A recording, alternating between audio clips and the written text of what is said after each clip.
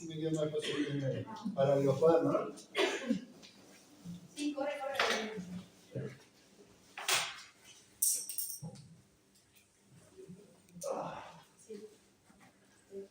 ¿Querés que saquemos esas cosas? No. Bueno, Daniel Alfano, del 73, Cursillo.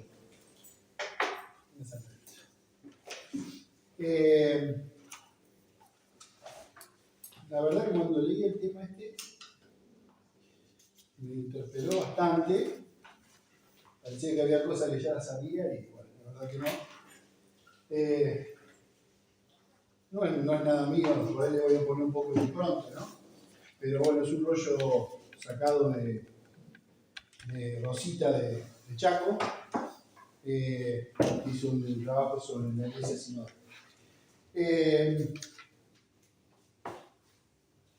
Siempre que por ahí que me convocan a dar un rollo en algún acto del movimiento, me gusta comenzar con una frase del libro de Ideas Fundamentales, que dice así: es necesario que los dirigentes, o quienes quieran serlo, tengan presente que los peores enemigos de un movimiento son aquellos que lo promueven sin entenderlo. Siempre me lo repito y ahora se lo digo a ustedes también, ¿no? Que si creemos que Cursillo es el mejor método para llevar la mejor noticia de que Dios en Cristo nos ama, a todos aquellos que están cercanos a nosotros, tenemos que hacer el esfuerzo posible de conocer un poquito más el movimiento, para amarlo y para conocer un poquito su carisma, su finalidad. No es necesario conocer un poquito así de oídos o ir solamente a una jornada de metodología y conocer algo, sino que es necesario conocer un poquito más. Perdóname, Daniel, una interrupción un segundo. Esa frase de vertebración de ideas de Eduardo Daniel Cortesa, dijiste ideas fundamentales. De ideas fundamentales dije, me traicionó el subconsciente. Me traicionó el subconsciente. No, yo dije, ¿estará también el video? No, me traicionó el subconsciente. Era para decir idea. No, si lo tengo anotado acá y todo. Así que bueno, es necesario por ahí acrecentar nuestra formación, porque si no, a veces podemos cometer errores que nos pueden hacer mucho daño, y pueden hacer mucho daño al movimiento. Y en esta formación es que, bueno, para conocer un poquito más al movimiento, se me ha convocado a reflexionar sobre la iglesia sinodal que nos propone el Papa Francisco. No sé si el Papa Francisco solo, el Papa ahora es como que está innovando un poquito más y dio un paso más allá, ¿no? Pero bueno, esto se viene gestando, ahora se lo voy a decir, se viene gestando hace mucho tiempo. Y comparar un poquito la iglesia sinodal con lo que es el carisma fundacional del movimiento. El sínodo es una palabra griega que significa caminar juntos, hacer el camino juntos. Desde hace tiempo nos propone el Papa Francisco de caminar como pueblo de Dios en camino, estar juntos, peregrinar juntos hacia el reino de Dios. Hablar de sínodo es reconocer la pluralidad sobre todas las cosas, las polaridades, renunciando a la uniformidad de algo y a la homogeneidad del todo. Nuestro carisma tiene mucho de lo que es el camino sinodal, de lo que es la iglesia sinodal. Ahora vamos a conocer algunas características de este camino. ¿Qué es el camino primitivo de la iglesia de Jesús? El camino sinodal. Por eso les decía que no solamente es del Papa Francisco, sino que esto es el camino que inició Jesús, que tiene por ahí su unificación, o digamos, un empuje mucho mayor a partir del Concilio Vaticano II, y que se fue profundizando un poco más con el magisterio de todos los papas post-concilio, sobre todo con Pablo VI, con Juan XXIII, que también fue un artífice del concilio, con Juan Pablo II, con Benedicto, y bueno, ahora con Francisco, que Francisco fue por ahí el que dio un paso más allá, rompió ciertas estructuras y se animó a hablar un poquito más, y sobre todo en un lenguaje mucho más sencillo, que está al alcance de todos. Francisco nos habla de iglesia como pueblo de Dios, ¿no? O iglesia en comunidad. Un pueblo de Dios congregado en comunidad, donde no hay jerarquías, sino distribución de roles. Hay distribución de roles que están al servicio de una misión. Yo acá voy a ir hablando de estas iglesias y voy a hacer distintas preguntas para ver cómo estamos nosotros en el movimiento. Ustedes las van respondiendo interiormente, las van pensando, y después por ahí al finalizar el rollo las podemos empezar a charlar entre todos.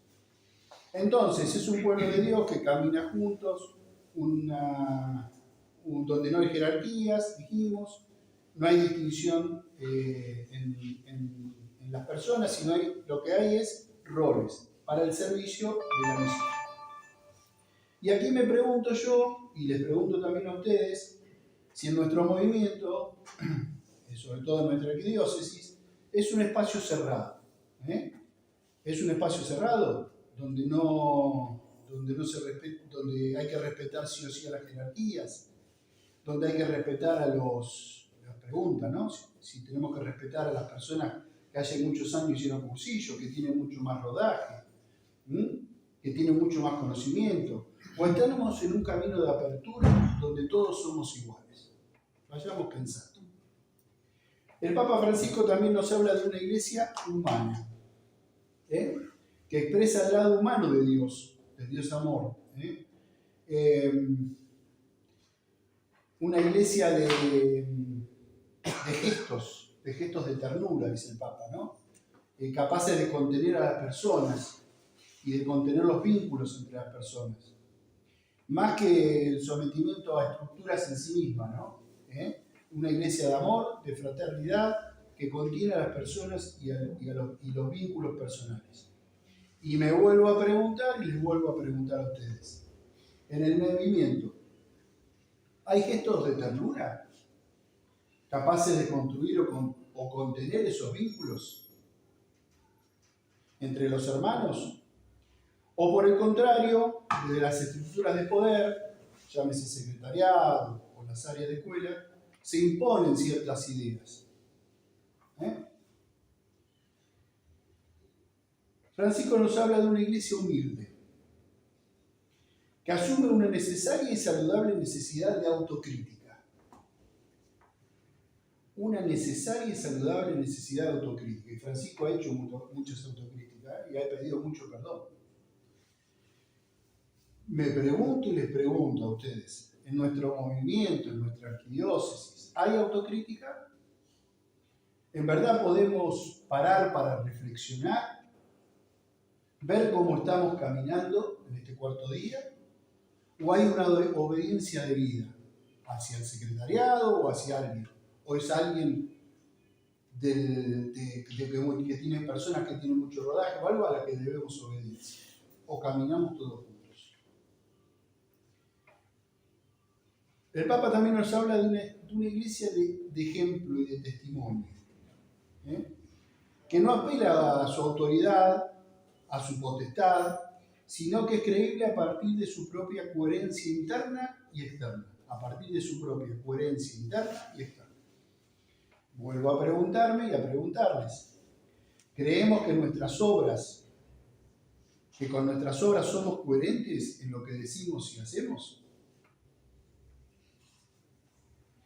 ¿Nos ven coherentes entre lo que decimos y hacemos en nuestros ambientes?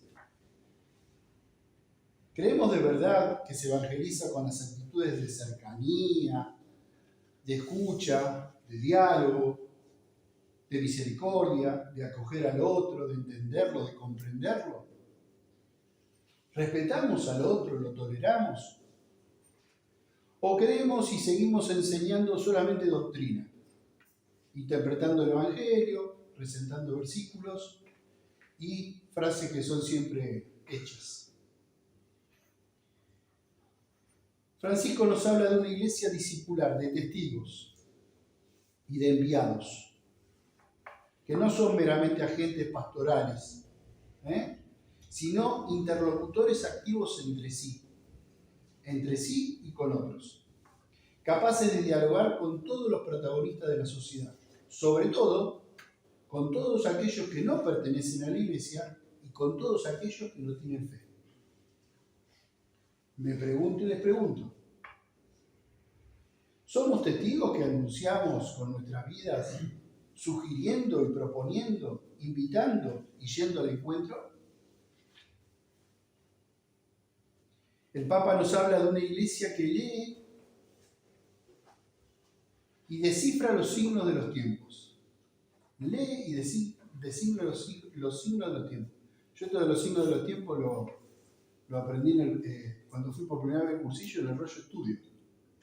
Se habla de, como una forma de estudiar, interpretar los signos de los tiempos.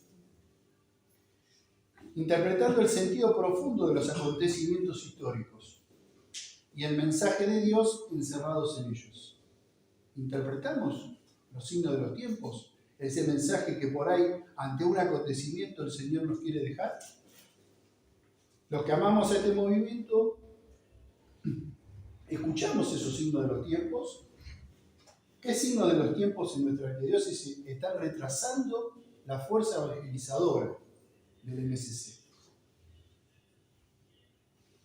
También nos habla de una iglesia de puertas abiertas, inserta en las diversas culturas, cercanas a las personas, a sus vidas, a las problemáticas de esas personas, con actitud siempre de apertura. El MSC es un movimiento abierto a las fragilidades, es un movimiento que va dirigido a los alejados. ¿Tenemos cabezas abiertas y corazón atentos para recibir a las capacidades diferentes, para cruzar esos umbrales y dar un paso más para construir, para destruir a veces y reconstruir nuevos paradigmas?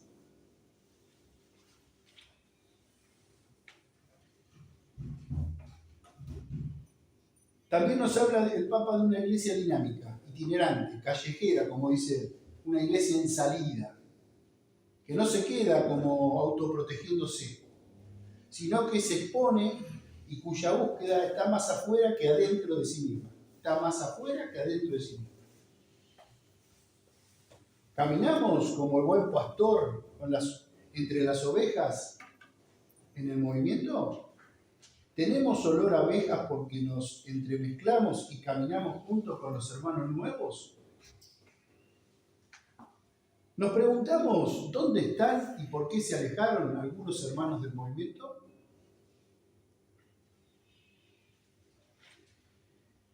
El Papa nos habla también de una iglesia samaritana, casa de todos y hospital de campaña. Lo hemos escuchado muchas veces. Una iglesia que revela la misericordia de Dios, que abraza las periferias existenciales. Nos convierte en misioneros de la misericordia para anunciar la alegría del perdón a todos. Me pregunto y les pregunto, ¿somos conscientes que a menudo nos comportamos como controladores de la gracia a veces? Y como facilitadores dentro de nuestro movimiento y hacemos perder a veces la fuerza evangelizadora de nuestros cursillos. Nos comportamos como si fuéramos una aduana a veces. ¿Puede ser? Señalando quién puede ir, quién no puede hacer cursillos, cuando tenemos como única misión hacer y conocer a nuestros cercanos de que Dios nos ama, sin importar las circunstancias de esas personas.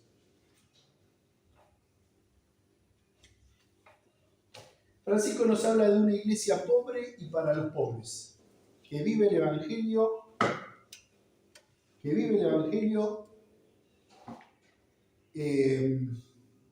que el Evangelio vive el Evangelio con sencillez, ¿no? Y que y que está al servicio de todos, priorizando especialmente a los más excluidos. Priorizando especialmente a los más excluidos. ¿Cómo está nuestra heterogeneidad en el movimiento? ¿Vamos a las periferias? ¿Tenemos en cuenta a los pobres, a los excluidos, a las personas con capacidades diferentes, a los jóvenes? Preguntémonos. También nos habla de una iglesia vulnerable, que no se sienta omnipotente, poderosa, dominadora, como ha pasado en otras épocas, sino una iglesia servidora que no imponga, sino que anuncie, sugiera y proponga. Que no se instale cómodamente en su zona de confort, sino que asuma la incertidumbre, que sea consciente de su límite y de su fragilidad. Que tenga capacidad para acompañar, sostener, contener a los sufrientes a partir de su propia vulnerabilidad. Una iglesia que se accidente, incluso que se equivoque, que sienta vergüenza y hasta pida perdón. Como dice Francisco, es preferible una iglesia accidentada, herida, manchada por ir a la calle, antes que una iglesia enferma por el encierro y la comodidad de aferrarse a sus propias seguridades. ¿Cuántas veces nos aferramos a nuestras seguridades porque todo está bien, seguimos haciéndolo y no nos proponemos cambiar y tratar de avanzar en otras cosas? Una iglesia de comunicación abierta, con un lenguaje coloquial, sencillo, cotidiano, simple, versátil, vivaz, sin abstracciones teóricas, sin tecnicismos académicos, para hablar de Dios, de la vida, cuyo mensaje sea entendible por todos, que todos entiendan el mensaje. Eso es lo que tiene Francisco en sus últimos documentos y en sus últimas encíclicas, un lenguaje llano, un lenguaje concreto que todo el mundo lo puede entender. Llana Aparecida, ya en Navegar Mar Adentro se veía ese mensaje cuando él era cardenal. Una iglesia fraterna y cercana, que priorice las actitudes y los gestos. Yo me quedé con eso, los gestos corporales, afectivos, un abrazo, un beso, una caricia. Más que palabras, lograr mayor empatía con el que tenemos al lado. Y me vuelvo a preguntar y les pregunto también a ustedes, ¿se cultiva esto en el movimiento? ¿Cultivamos la empatía, la acogida? ¿Hay abrazos? ¿Hay amor? Una iglesia amistosa y dialogal, promotora de la cultura del encuentro. Hoy vivimos en una cultura totalmente del desencuentro, de la fragmentación, del descarte, del desperdicio. Debemos crear una cultura del encuentro, donde podamos hablar también con quienes no piensan como nosotros. ¿Cómo nos cuesta eso? Y con quienes no tienen nuestra fe a veces. Hablar y hablar. Y yendo con toda esa persona a un encuentro. Dice Francisco, debemos achicar distancias, derribar muros, crear puentes, no abandonar, perdonar, hacer las cosas con ternura, estar atentos, siempre con delicadeza hacia el otro. Francisco nos dice también que debemos tener una iglesia querigmática que posibilita un renovado anuncio del Evangelio, con palabras y con testimonio. Una iglesia misionera, abierta a las diversas culturas, abierta a las zonas de exclusión, a las periferias, poniendo todo en clave misionera. Una iglesia ministerial, donde el pueblo de Dios asume diversos modos y diversos ministerios, diversos servicios ejercidos por laicos, ejercidos por consagrados, por consagradas, por religiosas y religiosos, seminaristas, sacerdotes, todos en orden a dar respuesta a las necesidades que hay en la sociedad y en la iglesia actual, dispuestos a dar respuesta a las necesidades que tiene la sociedad actual. Nos habla también de una iglesia sinodal, es decir, una iglesia en camino, donde todos tenemos la responsabilidad compartidas, permitiendo el desarrollo de nuevos senderos pastorales que descarten un anuncio del Evangelio meramente teórico, meramente teórico, desvinculado de los problemas reales. Si en Cursillo descubrimos que yo soy iglesia, debo conocer y hacer carne esta iglesia que me pide el Papa Francisco, que me la pide hoy y ahora, y que responde a la esencia de nuestro carisma fundacional. Para eso es necesario tener ciertas prioridades.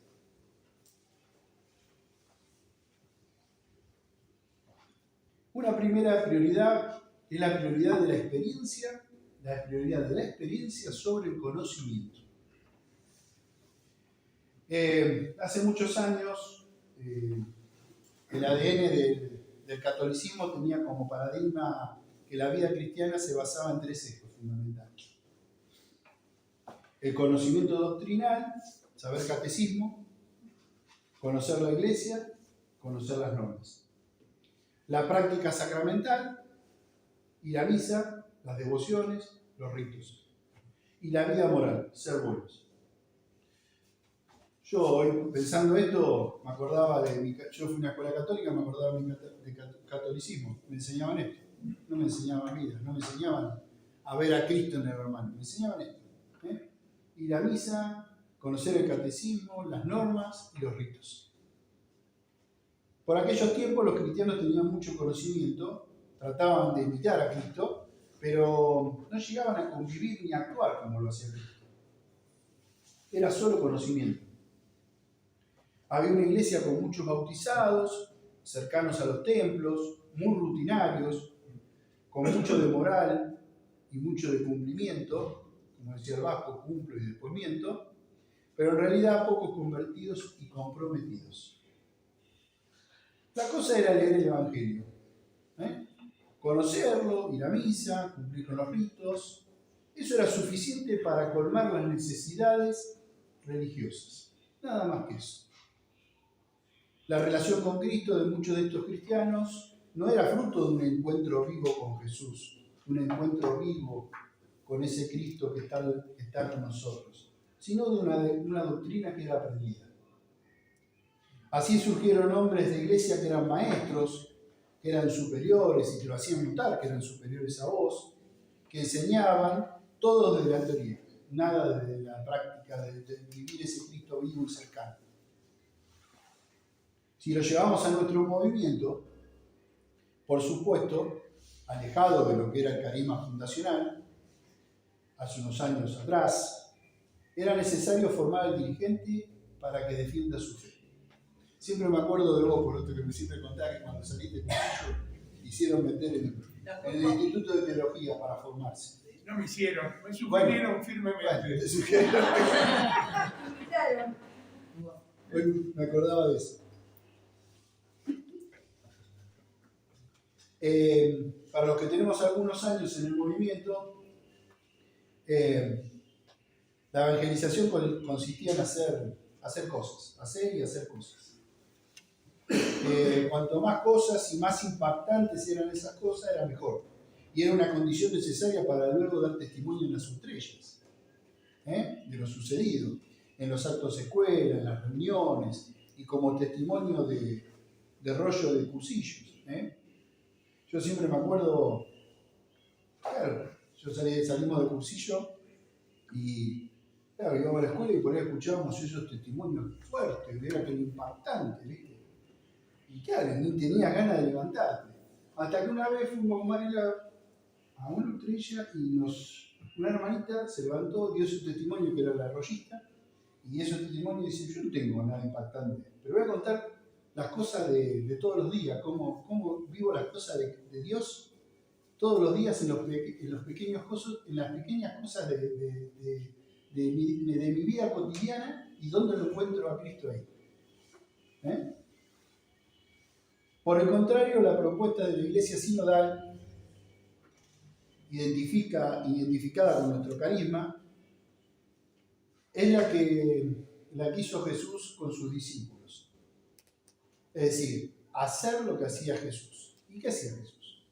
Jesús amaba, caminaba con sus discípulos, caminaba entre la gente, escuchaba, comprendía, dialogaba, sanaba, no juzgaba, tenía empatía, acompañaba, se asombraba por el otro, tenía comprensión hacia el otro. Y eso es lo que nos pide Jesús a nosotros. Encontrarnos con el Cristo vivo, con ese Cristo humano, resucitado, con el hermano y tener las actitudes que tenía el Maestro.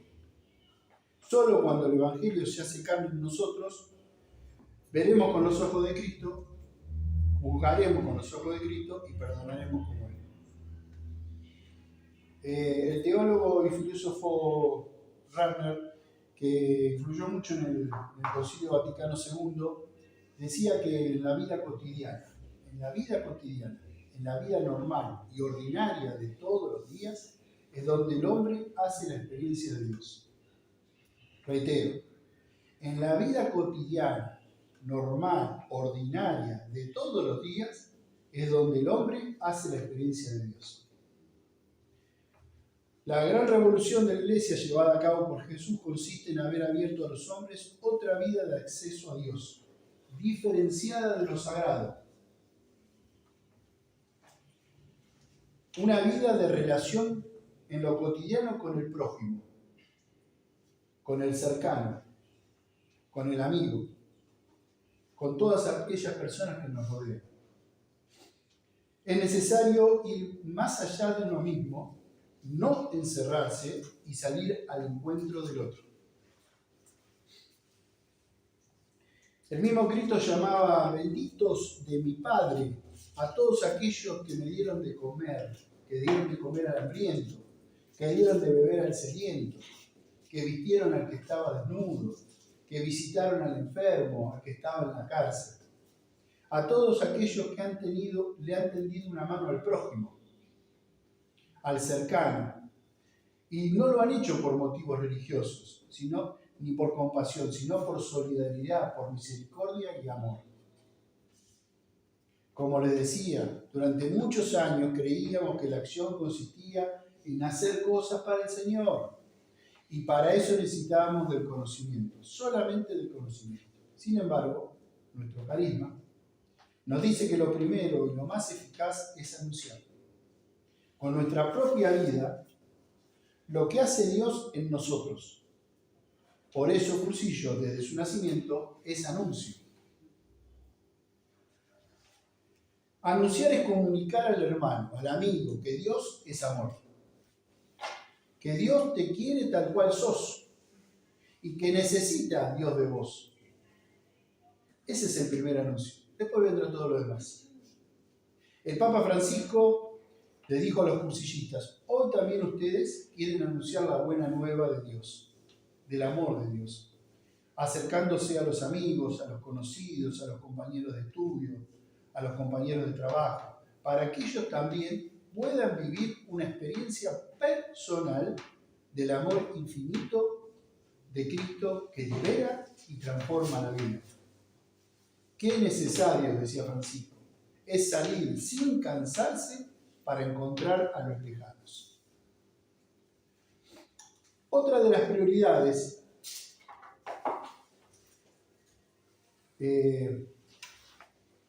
la prioridad de los procesos sobre los productos terminados o finales. Prioridad de los procesos sobre un producto terminado. Siempre se pensó que si en el movimiento de cursillos se usaba bien la teoría, la técnica, la organización, las normas de diferentes manuales, ideas fundamentales, se obtendrían buenos resultados. Y al ir una persona a cursillo, comulgar, tener una charla con el cura, se convertía. Creíamos que confesado y comulgado, la persona que terminaba un cursillo estaba convertida. Se presionaba tanto a veces a las personas, yo lo he vivido en algún equipo, para que vaya a confesarse y para que después pueda comulgar, que no le respetábamos la libertad. Por el contrario, la verdad indica que al salir de un cursillo recién inicia su proceso de conversión. Recién inicia su proceso de conversión. El cursillo no busca un producto, no busca un producto terminado, sino que lo que busca es que la persona tenga una respuesta ante la vida, una respuesta para ser feliz, para ser plenos. Cada persona sale del cursillo con valores, ideas, muchos pensamientos que a lo largo del cuarto día los irá incorporando en sus vidas. Es decir, que para nuestro carisma, la cosa no se termina al finalizar el cursillo, sino que recién empieza.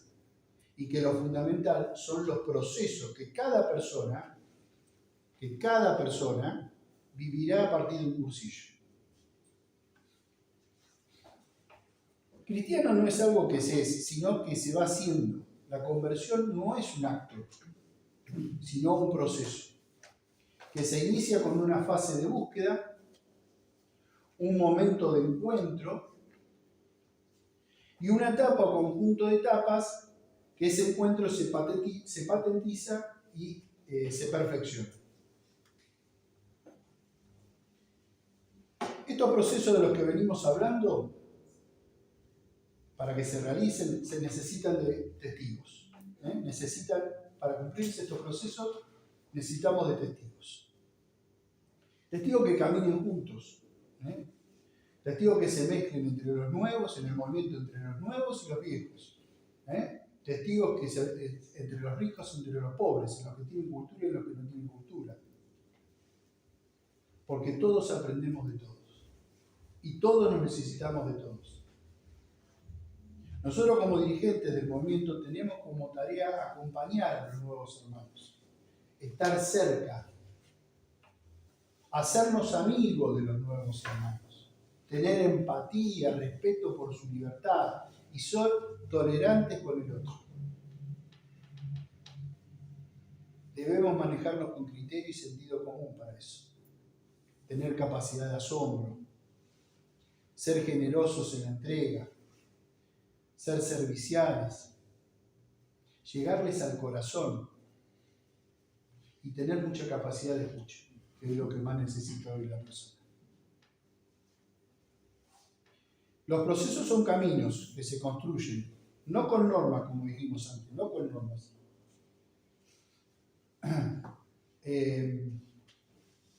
No con teorías, sino que se logra caminando juntos. Con la cuota de misericordia que cada uno tiene que poner, con la cuota de perdón, de tolerancia y respeto por el otro. La otra prioridad es la prioridad de la mística sobre la organización.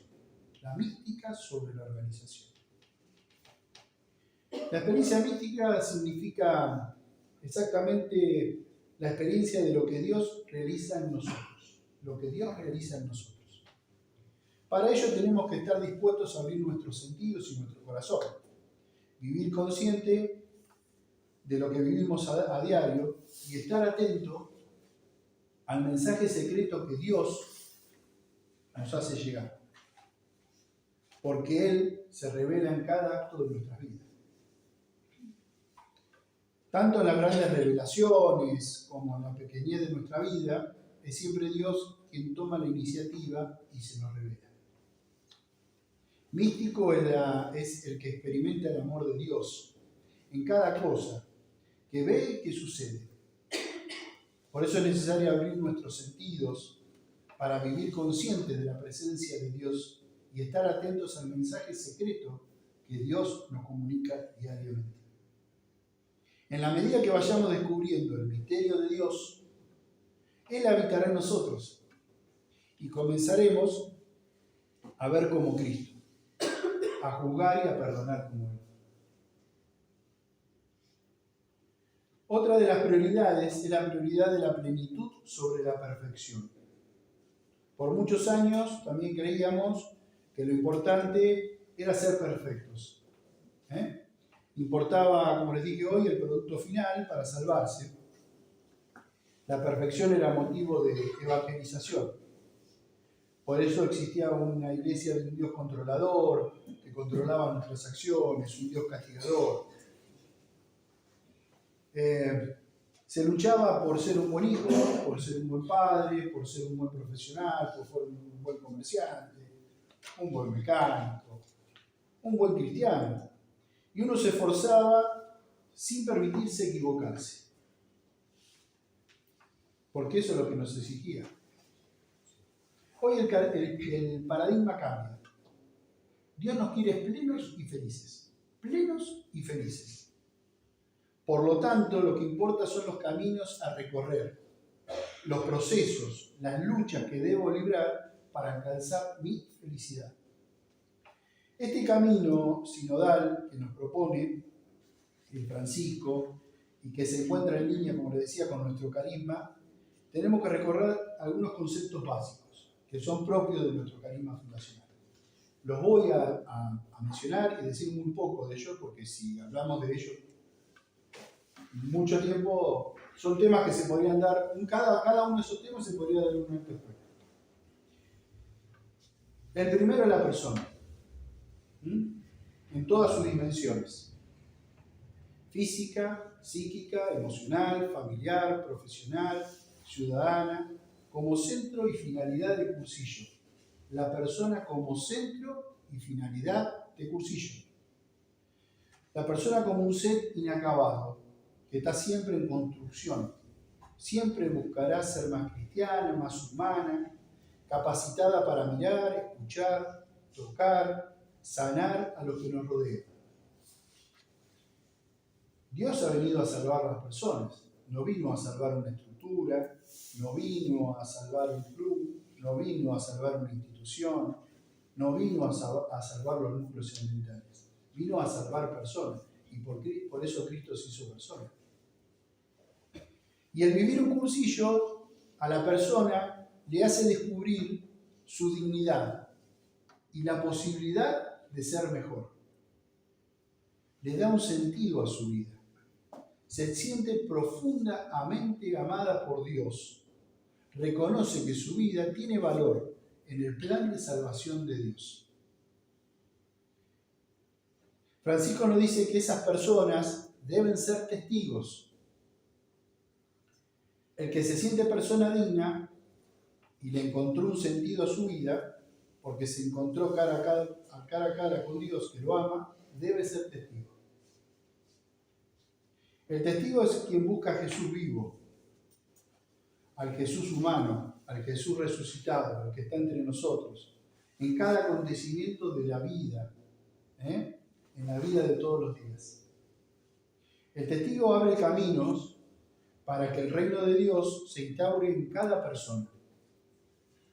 Ofrece su experiencia, no su sabiduría, sino que irradia y contagia, no informa, no doctrina, no instruye, sino que da su propia vida.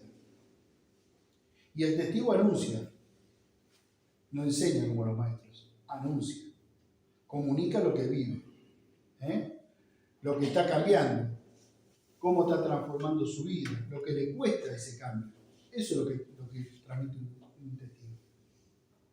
Otro de los aspectos a tener en cuenta es el encuentro.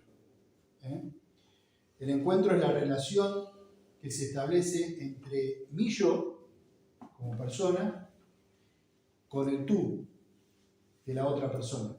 o también con el tú de Dios. En todo encuentro verdadero se produce en nosotros una transformación. Todo encuentro lleva a una transformación. Porque el encuentro es un proceso que nos cambia. Después de un encuentro, nadie puede ser el de antes. Por eso, la importancia de encontrarnos. Si queremos transformar nuestra manera de pensar, de querer, de actuar, es necesario encontrarse. Todo en Cursillo se encuentra. Todo. Todo el Evangelio se encuentra. Por eso Cursillo es Evangelio viviente.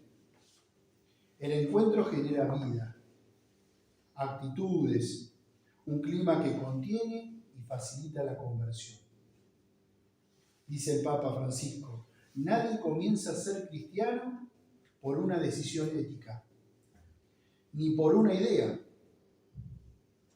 sino por el encuentro con un acontecimiento. El encuentro con un acontecimiento, con una persona que da un nuevo horizonte a la vida y con ello una orientación decisiva.